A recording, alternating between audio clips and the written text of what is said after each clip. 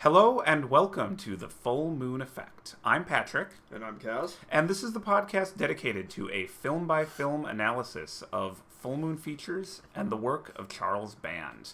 On this episode, we're going to be looking at full moon number 66, 1990's Meridian, a.k.a. Meridian, Mark of the Beast, a.k.a. The Ravaging. We just got done watching this movie and are eager to talk with you about it. But first, we are going to let you know about all of the things going on in the larger world of Full Moon. So let's have a little news segment and bring everyone up to speed on what's new. Let's start off with some home video news. Evil Bong High Five, which we reviewed a couple of months ago here on Full Moon Effect, is now available on DVD, so be sure to head over to Full Moon Direct and get your copy of that film. Or not. We had sort of mixed feelings about it, actually, when we reviewed it. Well, I'm sure anyone who's a fan of that series is going to buy it. Well, if you have the first four, you're all in at this point. I don't know if it would be a good buy for someone who's not familiar with the series. Yeah, well, you want to start with the first one. Right. In any case, that's available. And then there was a pretty cool announcement from Scream Factory, which is Shout Factory's horror movie imprint. They are going to be releasing a movie called Metal Storm: The Destruction of Jared's Sin. This is a movie that Charles Band did back in his Empire days. It features, I don't think in a main starring role, although I might be wrong about that, Tim Thomerson of the Trancers series, and that's about all I know about it. It's a science fiction film. It was originally released theatrically in 3D, and indeed Scream Factory will be releasing a 3D disc of this film. They've done a lot of nice work with some other Empire films before. I'm actually a big fan of all of the movies that Scream Factory puts out, so I was pretty excited that they got this one. It's going to be released this September, so something to look forward to in the fall. And then there were a couple of items just announced as of the time of this recording. Full Moon is going to be releasing David Dakotto's cult classic, get ready for this one, Kaz, Sorority Babes in the Slime Ball Bowl-orama. Yeah, that's right.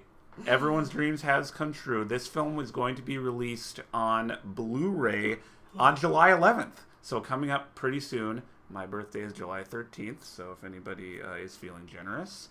So that's pretty exciting. Actually, I know a lot of people are excited about this one. It has a cult His following. address across the screen. Yes, I'll put that link at the bottom.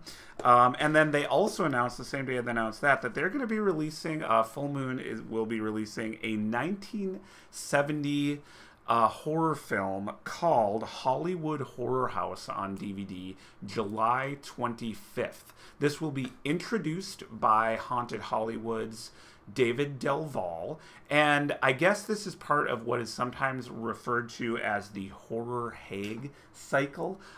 This is old movies like Whatever Happened to Baby Jane with Joan Crawford that feature kind of fading Hollywood, previously A-list talents who did these kind of horror movies in the 60s and into the very early 70s. So this is one of those, and this features the actress Miriam Hopkins, who was an Oscar award winner, but is sort of slumming it in this 1970 flick, which looks pretty cool. I had never heard of it before, but apparently Full Moon thinks it is worth putting out there again, so I'm definitely looking forward to that. Also, Full Moon had just announced that they are doing their third series of mystery boxes. So this is one of those deals, a lot of companies are doing this now, where you can sign up for a fee to get every month or every couple of months a box of basically merchandise, DVDs, toys, and collectibles. You don't know what's going to be in each box.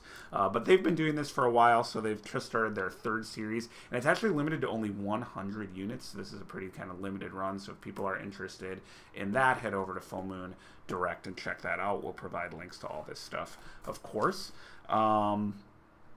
Just a couple of other things. Real quickly, Full Moon now has a channel on Amazon Prime. Do you ever stream video through Amazon or any of that kind of stuff? No, I mean, I really have only done Netflix. Otherwise, Yeah. I just kind of use various sources. You have your means of finding your movies. Yeah, I don't use Amazon Prime either, so I looked into this a little bit. It looks like basically you need to have an Amazon Prime subscription, and then there are sort of add-ons to the subscription that you can get to access other material, and it looks as though the Full Moon channel is one of those add-ons. So you wouldn't really be saving any money in terms of if you had an Amazon subscription and a Full Moon streaming subscription, but if people like going through Amazon, are familiar with that streaming service, this is another way to watch those movies. If I got any of that wrong, someone let me know, because I don't do a lot with Amazon, but if people are interested, there is now a Full Moon channel on Amazon Prime, $6.99 a month. What else do we have? Just a couple of follow-ups on stuff we talked about in our last news segment. We mentioned Delirium number 11 was available for pre-order at that time. That has since been released, so everyone be sure to click on over to Full Moon and get your copy of that. As of the time of this recording, there are also a limited number of signed copies of Delirium, signed by Barbara Crampton, who's on the cover, and a lot of other horror movie stars have signed it, so there's a limited amount of those available. There is also a, I think, limited run Delirium t-shirt, which features the Reanimator themed cover from issue number 1, so if people are into that, definitely check that out. And then finally, we had mentioned the new series Haunted Hollywood. Before, that has now premiered, that is just premiered on Full Moon Streaming. This is the series of hosted horror films. David Delval introduces these films, provides some context and some sort of behind the scenes insider info about the movies, and then they present the films. The first one is Vincent Price in The House on Haunted Hill, a great movie. Have you seen that one? Oh yeah. Yeah, really, really fun movie.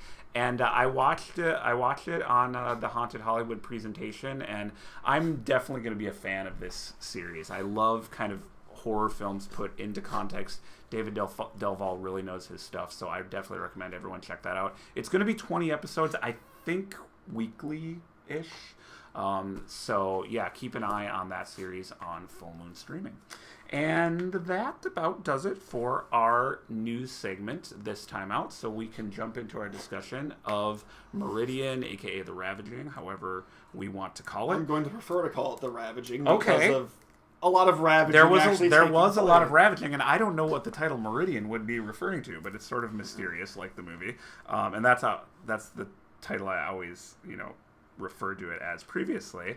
This movie was released in 1990, directed by the great Charles Band, and I'm going to let Caz attempt to summarize what is admittedly a little bit of a convoluted plot.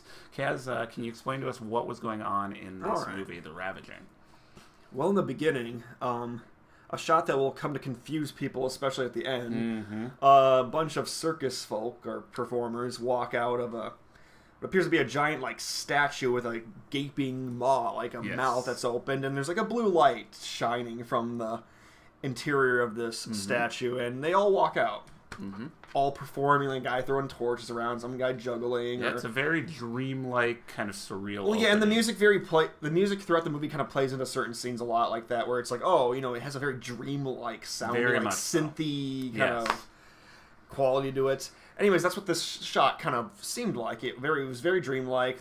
All the performers are walking out of this glowing blue statue, and then I believe it cuts to just the kind of our supporting lady, I guess, who's painting. Mm-hmm. She's working as a paint restorer for a church or something like that, wasn't it? Yeah, she's an art restorer. Yeah, an art restorer she's working for a church in Italy. And she has a pretty tight deadline to meet, and she mentions to her superiors, I want to go meet my friend. She just returned to Italy and blah blah. So she decides to go, but she's gonna have to make it a quick trip out of it and come right back to restoring her painting that she's working on. She goes to her friends, who is now owner or inheritance of a castle or something. She was a part of royalty. Her family was a part of royalty that owned this giant castle in Italy. Yeah. And this is actually shot on location in Italy, which makes everything look authentic and cool, I think, and it just provides a lot of good imagery. Absolutely. and they actually take a stroll around the garden real quick. After like her and her friend have a little conversation, like, oh, I can't stay that long. Gotta go start painting. Like, oh, what are you doing here? They're catching up basically. They go walk in the garden. It's like there's a lot of really unique statues all around, and this is the part where it confused me early on, I guess. Like, especially after having seen the whole movie, the statue in the beginning where the performers are like exiting out of has a very similar feel to all the statues that are covered like in moss and greenery and stuff that are in this garden outside the castle too. So you're thinking, was that on the property or not? But that didn't really confuse me at first, but after the movie's over, it certainly confused me. Yeah. Anyways, they're up in the room catching up, and the supporting friend whose name I forget. I do too. I don't remember the main chick's name either. I'll call her Twin Peaks girl because yes. Well, her name was Catherine in the film, played by Sherilyn Fenn. So Catherine's the main woman. I don't know the friend's name. Yeah. Well, she proves to be utterly pointless in the grand scheme of things. Yeah. Anyways, friend looks out window, sees a bunch of people gathering around looks like a stage or something. They go down there, and it's like a bunch of traveling performers that move around the country, we're to assume, and just perform various acts. Kind of like your typical sideshow kind of attraction thing. Yep. The two girls go down to watch it, and there's just a lot of weird staring going on between the main conductor of the act, the head magician, or, if you will. He's like looking at Catherine a lot. It's like, so they obviously have plans for her. The friend is really into the act and is just like, oh, this is just great. Isn't this great? All the other ones, Catherine's a bit more like reserved. Like, this is kind of odd. It's a little weird. Something's up. And then Man in the Iron Mask, or Doctor Doom, or whatever you want to call him, like gives her bedroom eyes from up on stage. Yeah. Beyond bedroom eyes, it's like. And then you called her out and you're like, there's a real rapey vibe about this. Things get a little rapey in this movie. Anyways, the Man in the Mask comes down, like when they asked to get someone from the audience for a performance. Right. And initially, it looks like he's going to choose the Catherine chick. Yep. But then she's just very like, no. And of course, her friend jumps right in because she wants all of this. Yeah. They do a little throwing dagger trick at her. After the show's done, they go meet the actors backstage, or the performers, and the friend's very adamant about inviting them over for dinner.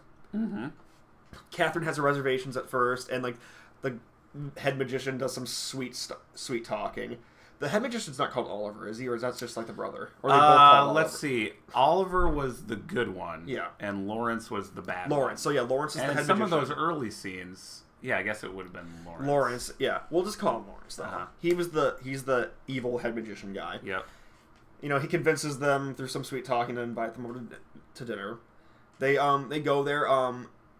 Catherine's Nana, who had watched over her a lot as a child when she used to live in the castle, she's around too, helping with the apparently helps up the dinner. There's a bunch of servants around. They have a huge feast for like all of the little performers, like the strong man, the torch guy, and there's a dwarf with a whip that is always cracking his whip. You gotta have a dwarf. The dwarf. You gotta have a dwarf. He's dressed like a little prima donna Englishman or something, medieval kind of jester kind of character. Has what is that called? Those like little truffly looking like like a ruffled collar I guess. Or something. I don't know what those are called. And like Shakespeare kind of look. Yeah.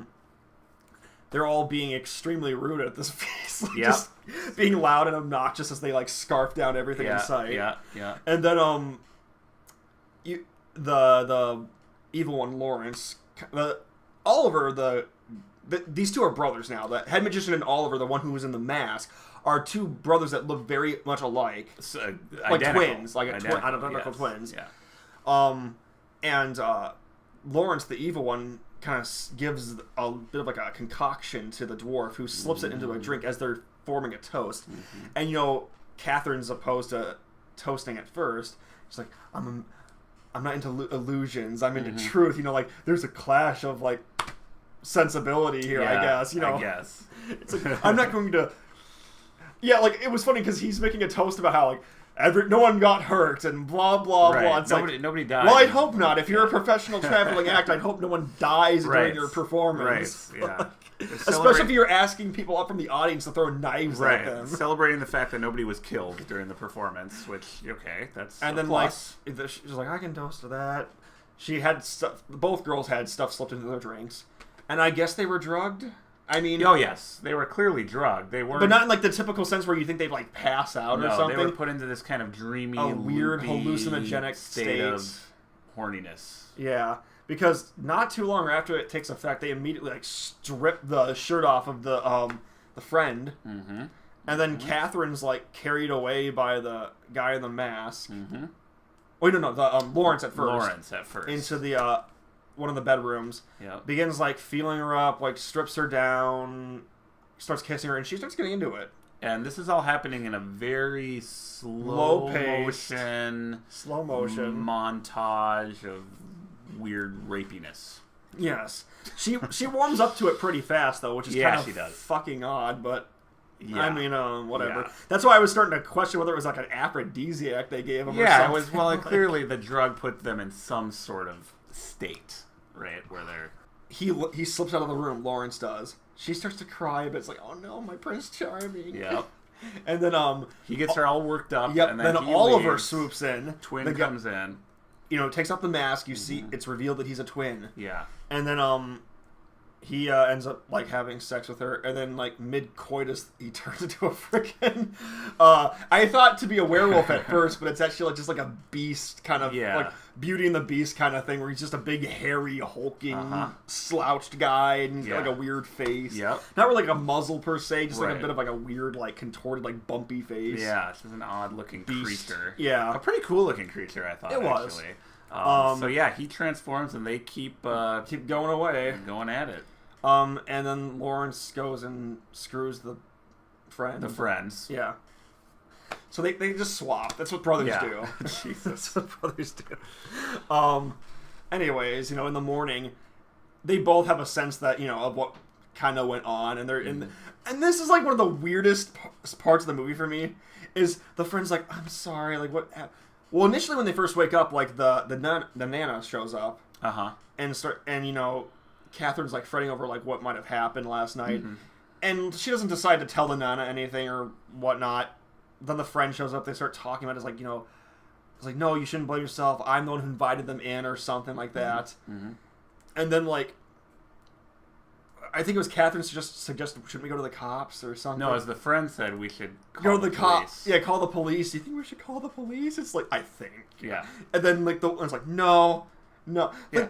She says, we can't go to the police. And then I was waiting for the following line of dialogue to explain why they couldn't go to the police, or even why they might be a little reluctant to. And it just didn't come. It was just we can't go to the police.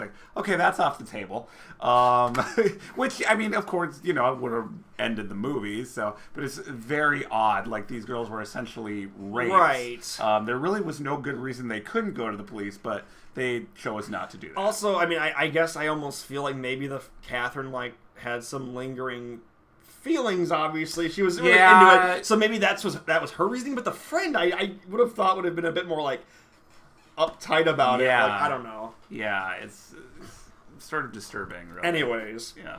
Moving on from there, it's a little bit of a blur, but I think they she's kind of wandering through the house, isn't she?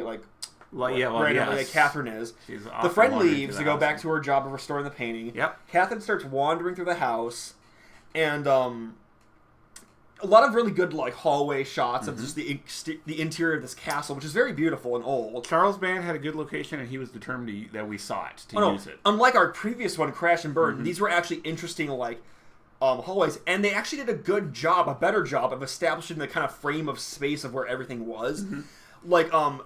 The bedroom was always connected to the hallway with the torches along it, and then in that long doorway hallway which comes from I guess the main living space area. You got a sense and feel of where everything was. Better than Crash and Burn, where just everything was just a rafter, or a random it just wasn't as good. So much better job direction on this movie, in that regard. Anyways, she finds this room. and she sees like a woman dressed in like a white gown or something, and she's like stabbed and she's got blood on her. She runs to find the Nana and brings her to the room. It's like, I saw this like this white gown that was stabbed, and she's gone obviously when they get back to the room. And then Nana like brings up like, this is why we took you away in the first place, because you kept having these visions or something, which came out of nowhere. And it was like, I was saying to you at that point, I think that they should have, like, if it seemed like the movie was now focusing as Catherine as a main character. Right. So why did we have, like, this early, like, establishing scenes with, like, the friend when she doesn't really play much of a role in the movie?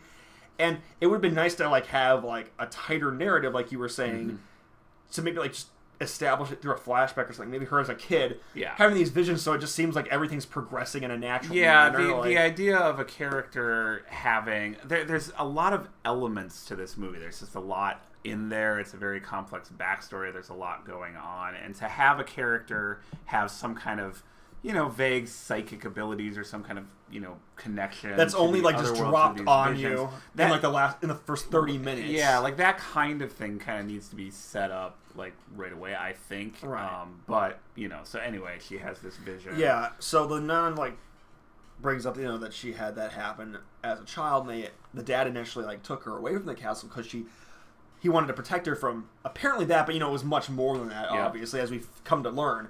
But anyways, after that, we get like occasional shots throughout like this middle section of the movie of like the friend doing like cleaning up the painting. Yeah, we keep going back to the friend restoring this painting, and there's another painting underneath it. This painting I guess came from the castle where Catherine is. Right. Her family home. Right. And as she's peeling away, you're starting to see like that the castle itself is in a painting behind like the stuff she's scratching away at on the first layer. Yep. And so we just get sporadic, random like scenes of her working on that as like the story develops with Catherine. They show that the circus act or the Favres, yeah, whatever. Favres traveling like performers, whatever, are still on the property. I guess they're just like out in the garden area where all those statues are and stuff like that. And the brother and the two brothers are talking. And there's this really odd shot where I couldn't tell if he was stabbed with an arrow. It looked like he was bleeding, but it didn't kill him or anything. Yeah. The guy who's the beast, Oliver, when he's talking with the brother, and he's like, they both love each other, but the evil brother hates him for some reason, which we don't know yet. And it's like you can tell that one's good, one's more evil. Yeah. And like they're just having this awkward conversation about like stuff that we can't really hope to understand yet. Right, like, it's a little vague. You get a little bit of better sense it's of just the like, dynamic. But I didn't get why he was shot with an arrow and he's just sitting there. I think my interpretation of that scene was that he was trying to like kill himself in that scene, even though he knows he can't. But I think I guess that was what I thought was going on, and it was just to establish that he wants to die. Like, he wants to be freed, and that makes sense, actually. I think of turning into the beast. I think they should have used a dagger instead, though, for that. Agreed. It was because the arrow made it seem weird. Yeah. Okay. And it was also weird just to start the scene with him with the arrow. That was odd. Anyway, so like it kind of like plays into like what we find out next then, where Catherine has another vision. This time of like the lady in the gown, being carried through this like door. There's the room where she first saw the lady on the bed. There's this wall that has like a crack along it. And I guess it's like a secret passageway that opens. And there's just like this glowing red room, like really red glow coming from a room. Looks like a gateway to hell or something. That's how we referred to it, as the gateway to hell. For most of the movie, I'm just like, what the hell is that door? You're very distracted. Why is it just like this glowing abyss just opens up in the wall here?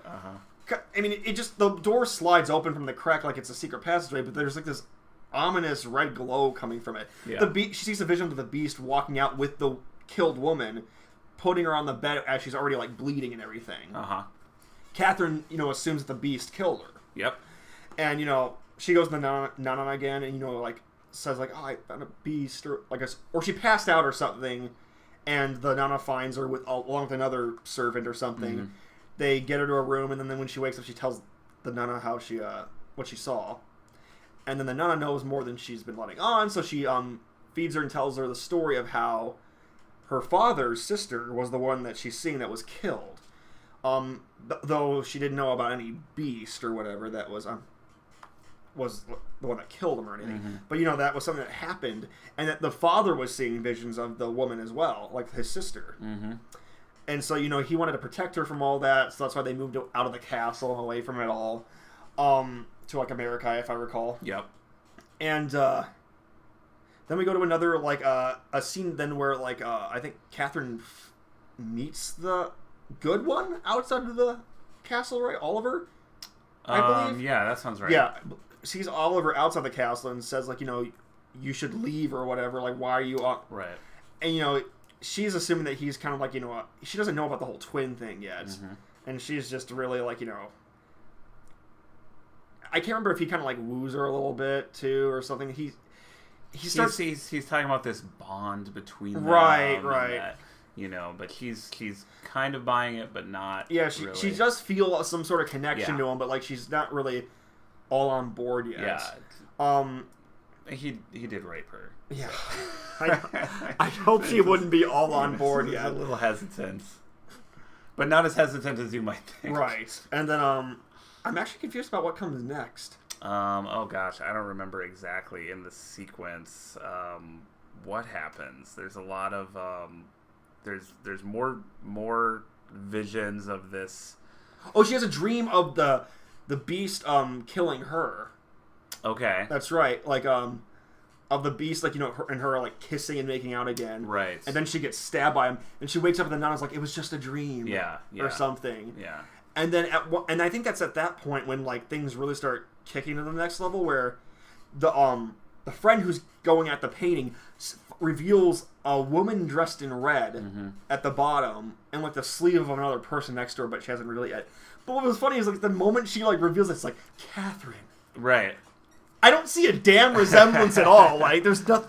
The figure looks nothing like her friend. Has way longer hair, and the face is so utterly undetailed that you can't really make it out as Catherine. Right. But so eventually, it's revealed like the true full backstory behind. I was getting to that creatures, right? Okay, I want to I make was sure getting to that. on track here. We're to that point now because remember, then it's to a point where like.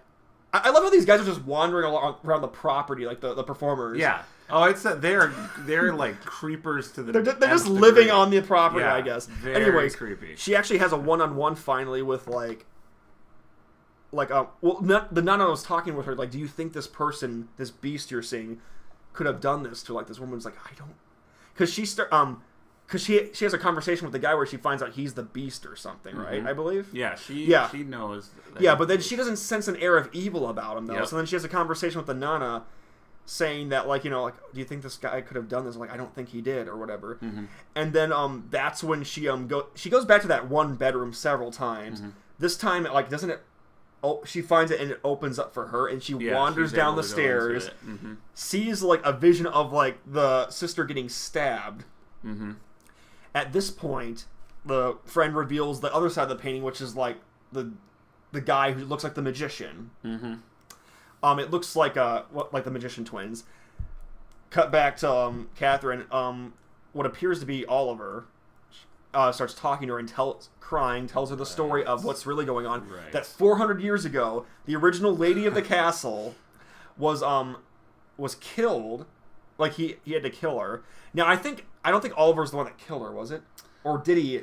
Because I mean, since it's the brother technically lying. No, I don't think so. I think what happened was both brothers loved this girl 400 years ago, the first lady. Yeah, and I think castle. the evil brother killed her. And the evil brother ended up killing her, and they were both essentially cursed.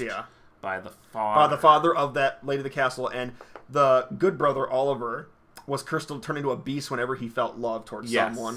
And he became essentially immortal, and the brother became immortal too, the evil brother. Right. So the brothers have this weird connection. Yes. Like they're, beyond being twins, it's like they're kind of stuck in this immortal state together. Now the evil brother, we get the sense that he wants to stay immortal, which might play into why he hates the other brother for trying to kill himself and blah, blah, blah. Yeah. Because to break the curse on the other brother that's the beast, he has to be killed by someone who loves him. He has to have a woman fall in love with him. And it has to be a lady from the castle. Yeah. So, you know, all these this generations... is obviously, I mean, if it hasn't become obviously a riff essentially on Beauty and the Beast. Right. Right. It's kind of like... So all these generations later, here we are. It's revealed that he's actually the evil brother to, like, the Catherine. Kidnaps her in a sense. And so, like, he was the one that killed the sister of Catherine's father. And he takes her out to the garden, expecting his brother to show up soon. He wants his brother to see her, like, stabbed. Like, and the thing is, she actually puts on the red gown from, like, the bedroom of, like, originally the castle, that what she wore way back then. So it's got, like, the perfect setup to, like, put a dagger, in a sense, in the heart of, like, his brother. So anyways, he's going to thwart his brother's plans as far as, like, because she reveals that she loves him, too, to the evil brother, which I think instills him, like, I have to get rid of this girl. Yes. Yeah. So the evil. So once she falls in love with the Beast, evil brother knows, well, I have to kill you. Right. Whereas Beast is like, you have to kill me. So it's a really fucked up dynamic, basically. So greatest thing ever. Beast shows up with a crossbow. Yeah. Like, you want a Beast with a crossbow. Guy in a giant, like, beast suit with a crossbow. Yeah, it's sort of odd. Like, if you're, it's weird. Yeah. And he's the evil brother's, like, way off, has her pinned against a gate or something, and has a knife to her, and he's just like taking a sweet time, I guess, wanting to see.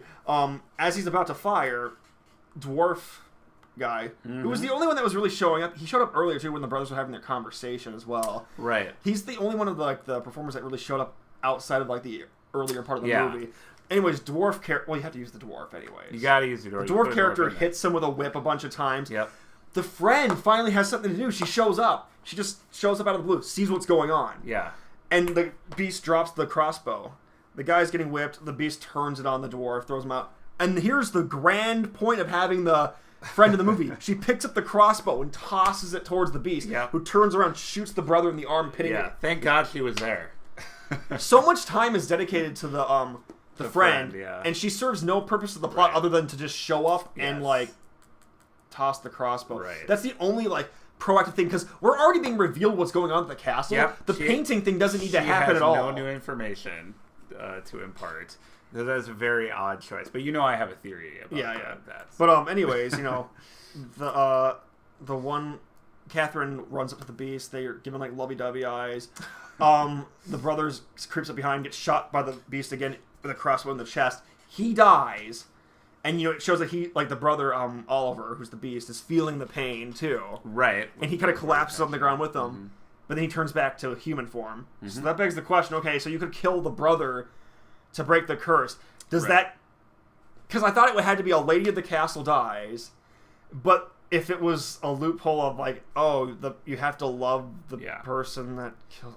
Right. So essentially, like, throughout the movie, the impression is, and what he says, the Beast, is that he needs to make a woman fall in love with him, and then if that woman kills him, they'll be free of, the curse. They'll be dead. Well, he's free of the curse now. But then at the end, killing the brother seems to free him from the curse, which kind of makes a sort of sense. A little bit, but I guess. Now here's the baffling ending of the movie. Okay, there's a lot that's baffling.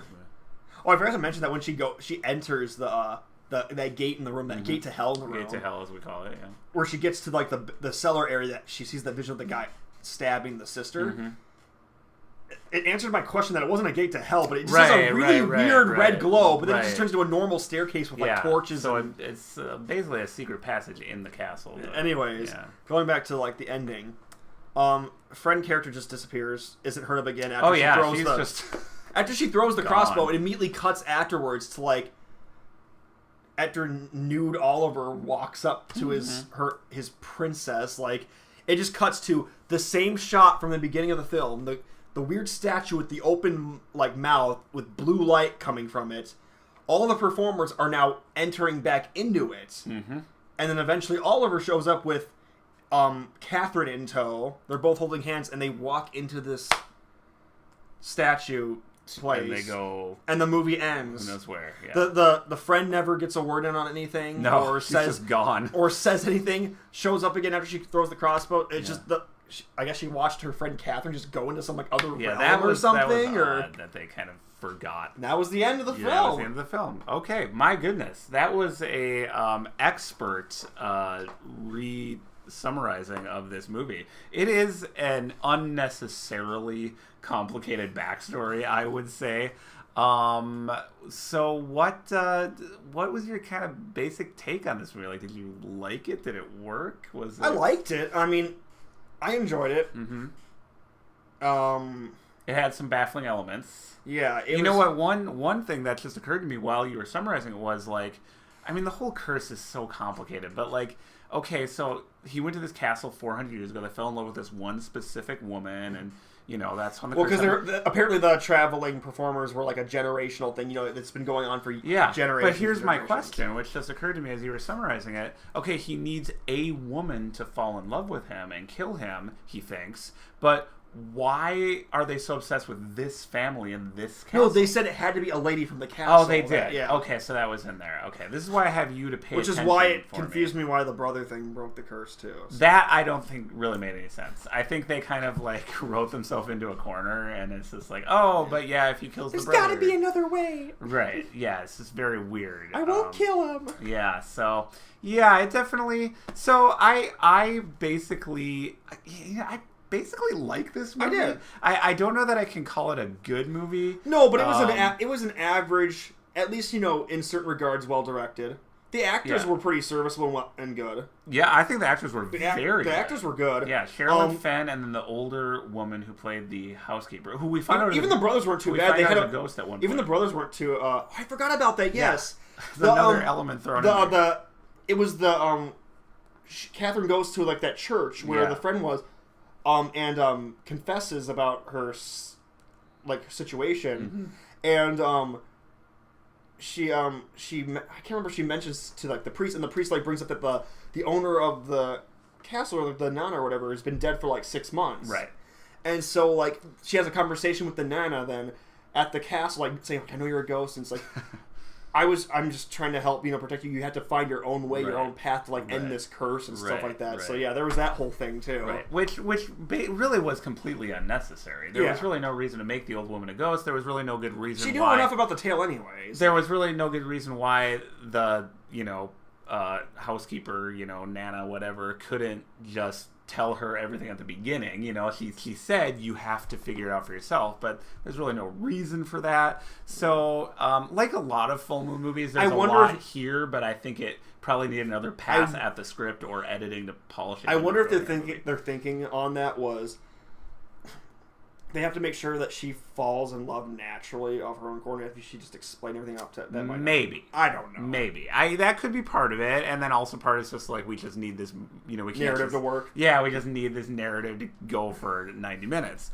But no, the acting was good. The shots were actually pretty decent. I think it was a beautiful looking movie. Oh yeah. Which is really kind of a hallmark of full moon in this era. I mean, their thing, and this is really weird now, we're watching these films sequentially, we're really getting into like the kind of prime full moon area, and this was kind of their thing. They filmed a lot of stuff in Europe. This is filmed in Italy, and they were low budget films released direct to video, but they were reaching for a kind of filmic look, that looked like they could, maybe be released theatrically. Well, so the movie was beautiful. Ink black shadows, the architecture, they took advantage of all of that. So, like, the tone and the mood of this movie, I really liked. And the shot selection wasn't bad either. There wasn't a whole lot of interesting, like, panning or framing or anything like that, but they did a good job of, like, well, actually, the framing was pretty good, I thought. They always included some good visual stuff in the background with every shot. One shot that stood out to me a lot, too, was the one where she's having the conversation with the Nana in the kitchen, I think, with about the tale of, like, who the sister was and all that kind of stuff. They do a framing shot where you get a really sense of the coziness of the room and stuff like that, which adds to that kind of like story time nature of it. Yes, because they include like you can always see just established in the back like the fire, the oven and all the little things that make it feel like a cozy home feel. And there's the first shot where you see a bunch of like those kind of like old circle framed photos and stuff of like it just did a good job of like creating the atmosphere for that scene. Yeah, and I think a lot more attention was paid to atmosphere than coherent plot and narrative. Which is fine. As much as I admire like the kind of classy elements of this film, like the way it looks and the way it was shot, I do kind of have an affection for just the kind of trashy nature of it too. I mean, at the end of the day, like, okay, this is Charles Band's riff on a fairy tale, on Beauty and the Beast. But, basically what this movie is like, this is a movie where you can see naked women, like, fucking monsters. I mean, you know what I mean? Let's not bury what's really going on here. I mean, that's kind of what's selling this movie. Like, you get to see Sherilyn Fenn. It was the Ravaging. Sex with a monster. It was the Ravaging. Yeah, and it's all out there, and the girls are Speaking nude. of which, let's go to the cast because Twin Peaks. Okay, yeah, Twin Peaks. Actress. And the music also had a very Twin Peaks vibe at times. Well, let's mention that the musical score was by Pino Donaggio, who does a lot of great horror movie scores. I don't think this is one of his best, but he did Carrie, right? He did Carrie, probably his best score and most best known. He works a lot with De Palma. He also did the great movie Don't Look Now, and another more overt werewolf. A lot of movie. good horror films. Yeah, The Howling. So he's The Howling. Yeah, he did The Howling too. Yeah. So he's sort of a name in like horror scores. So that's where the music comes from, which, as we noticed watching the film, is bizarrely similar to Angelo Badalamenti's score for Twin Peaks, which starred Sherilyn Fenn as Audrey. She plays the lead Catherine here in this movie. This was put out before Twin Peaks, so it's sort of odd that the score seems to prefigure. Maybe David Lynch is a fan of Meridian, the Ravaging. It has that very organ-like sound. Yeah. I mean, maybe it was just kind of that was at that time. That's just kind of how scores sounded. But it was some of the progressions of the sounds definitely sound like little moments from Twin Peaks like music though. It was interesting. The rest of our cast, Malcolm Jamieson is the one who played both Lawrence and Oliver, the good and evil twins. He starred. So it was a single actor that played both brothers. Yeah. Oh yeah, of course. Yeah. No, the thing is, like, they did some brothers? scenes. They did some scenes where they had both in the same shot, so they did some clever editing. They did the old, No, yep. It was one guy as both, as is usually the case with twins in movies. Oh, okay. Well, I mean, I know sometimes there's twins. Sure. I've had twins. Yeah, I just didn't know if that was the case or not. Like they had a lot of shots where they were both like facing each other too, so they did a good job editing it then. Actually. Well, Caz, that's what I'm here for, to inform you about the behind the scenes. Well, I'm just saying I guess I wasn't expecting it to be like that. Yeah. Considering how low a budget these films are. Yeah. I guess I just didn't know if they were going to be. It seemed like very well done. It was editing. very well done. Yeah. And then again, I don't know how hard it is to edit something like that. Yeah. You know. Yeah. But yeah, no, you're totally right. They completely pulled off the illusion, and also I think the performances of the actors played into that a little bit too. You know, the subtleties in the differences of the brothers' personalities. Although that mostly happened in the middle of the film. Early on in the film, they were doing things like had a guy in a mask or had different shots, but that middle portion of the film where they had the two brothers talking, they were like doing it a lot with the same guy, which was interesting. You know? So Malcolm Jamieson played the fellas. He was in Victor Victoria and also the 1982 version of The Scarlet Pimpernel. I definitely wanted to mention Phil Fondacaro. He was our dwarf, and he is essentially Charles Band's go-to little person. He is in a lot of Empire and Full Moon films, including but not limited to Dungeon Master, Troll, Ghoulies, and Ghoulies 2, I believe, Dollman vs. Demonic Toys, and one of my favorite Full Moon movies, The Creeps.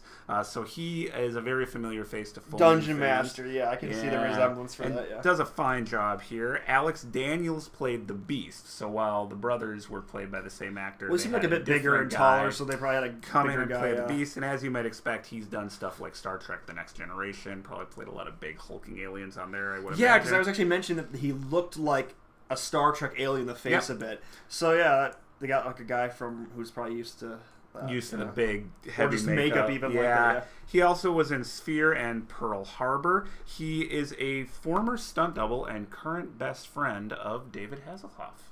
So how's that for a little bit of trivia there for you? And that's about all I was able to dig up on our cast this time. But as we said, did he do stunt work for Hasselhoff and Baywatch? Yeah, he may have. Yeah, so that's. But as we said, the cast did a fine job here. A good score. Mm-hmm. Did you like the score? I mean, we thought it was similar. I thought it fit the film really well. Yeah. And so your big problem, other than I mean, if it had a tighter narrative, it would probably. I mean, there's still like the weird things that happen in the film, but like if it had a tighter narrative, it would have been a lot better movie for it. I mean, the problem with this movie, I'm sure for a lot of people, would be the disturbing kind of gender politics. I mean, this is essentially a movie where a girl falls in love with the guy who rapes her. I mean, let's not lose sight of that fact, but goddamn, I just kind of like the trashiness of it, the tawdriness of it. It's a fantasy, you know. It's like I don't know, like Anne Rice's Sleeping Beauty erotic novels. You know, it kind of like eroticizes in this kind of fairy tale context. It can't really be considered. I think it would have been benefited though from without the drug scene though. If they had, if it would have like progressed to like a sex scene. Because the thing is, the friend plays no damn purpose anyways. No. Well, okay, so here's my theory on the friend that I mentioned real quick, is that at the beginning, I just think they want to have two girls topless. Yeah. So the friend was this actress willing to do that, and then they basically had to keep her in the rest of the film so it wouldn't seem too obvious that they had just brought in another naked woman at the beginning. I don't really... But I like that kind of trash. Oh, no, I do too. I'm just saying if they wanted to go the other route, though, and not make it like that with the whole rape overtones, they could have probably just done it where...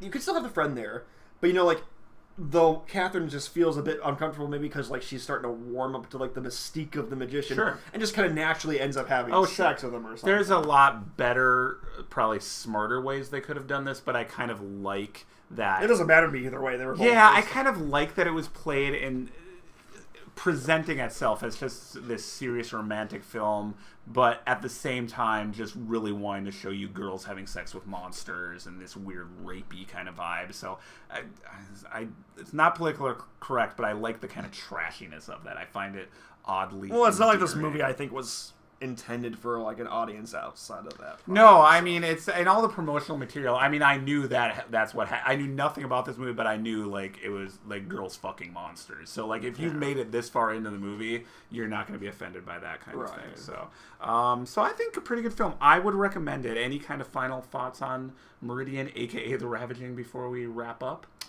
Outside of Puppet Master might be my favorite one we watched so far. Yeah, well, I was looking forward to watching this one and the next several films in sequence with you, because now we are finally kind of getting into that golden age, the full moon era. So, and that a lot of that is exemplified here. Although at the same time, and I guess this will be my final thought, there's really not another full moon movie that I'm aware of like Meridian, in that it's not quite a horror movie. It is an erotic kind of dark fairy tale. Shame, because I really liked it a lot. Like I like that kind of genre a lot. Like where like those supernatural erotic like works. Yes, softcore porno of the type that used to be found in video stores, and I don't know that they really make that type anymore. So anyway, we enjoyed it. Maybe we enjoyed it more than we should have.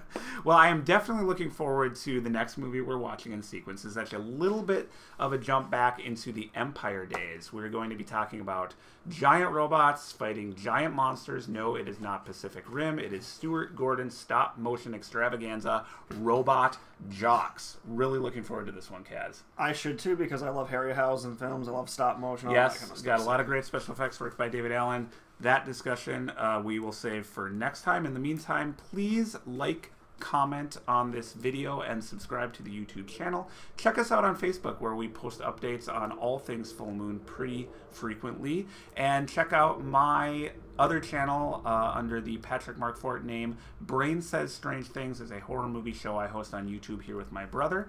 And until then, I think we'll wrap it up and say goodbye for this episode of Full Moon Effect. Say goodbye, Caz. Catch you later. Bye, everyone. Thanks for watching.